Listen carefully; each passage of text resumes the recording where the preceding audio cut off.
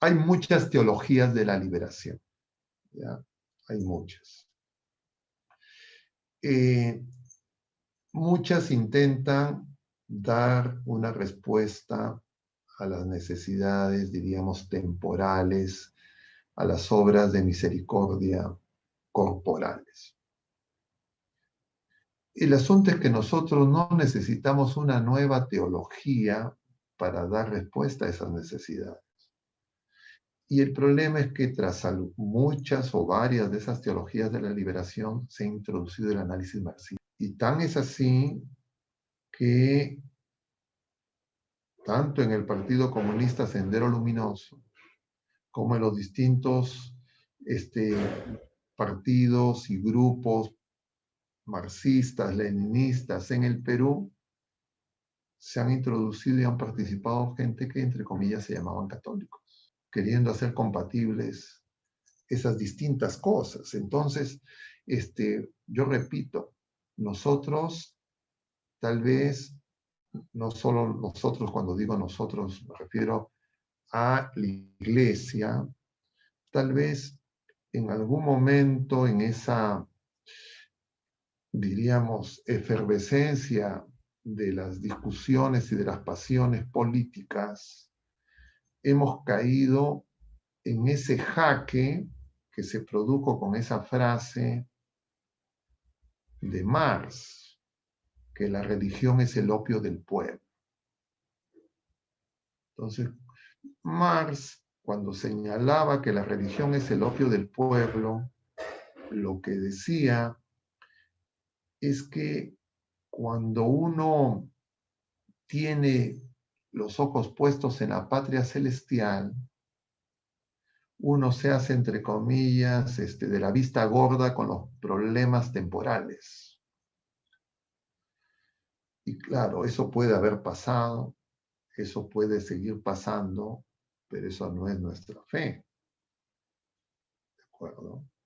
Entonces, con esa, diríamos, con ese emplazamiento, alguna gente ha ido al otro extremo y entonces encontrar empatía en el discurso marxista y adherirse a los bienes temporales, a lo inmanente, para tratar de hacer compatible lo que el mismo Gramsci, como les decía, tiene claro que es incompatible. Entonces, esos esfuerzos teológicos, y la teología no es magisterio, la teología son opiniones. Entonces, cuando alguien dice la teología de la liberación, eso no es magisterio, eso no es esos son opinólogos, diríamos, en el campo de la fe. Para que una teología se haga magisterio, lo tiene que subir la iglesia, el magisterio de la iglesia. Y por el contrario, el magisterio de la iglesia repetidas veces ha condenado esos intentos, pero siempre salvaguardando de que eso no significa que entonces la iglesia es capitalista, la iglesia defiende el liberalismo, ni nada por el estilo, porque ambas ideologías son materialistas, son inhumanas.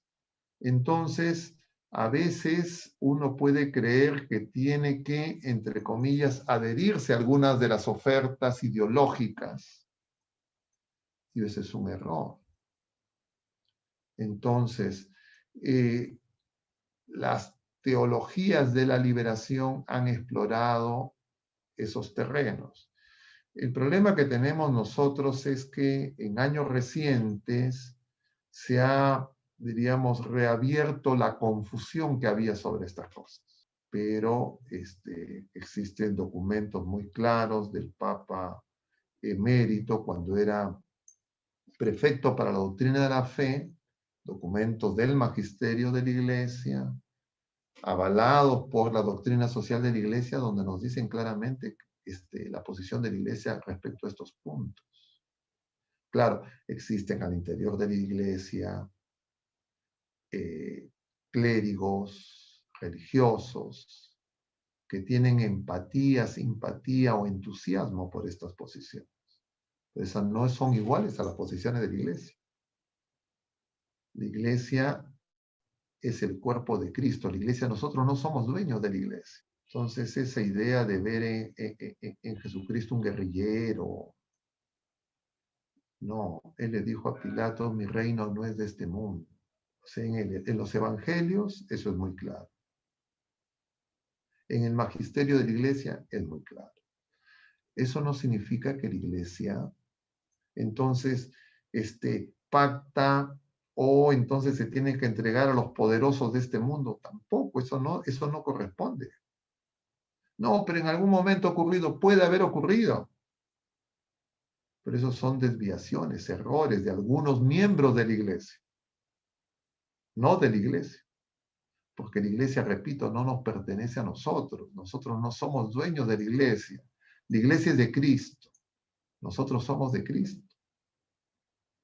Pero claro, la iglesia está en medio de esa barca, está en medio del mar, y ese mar es tempestuoso.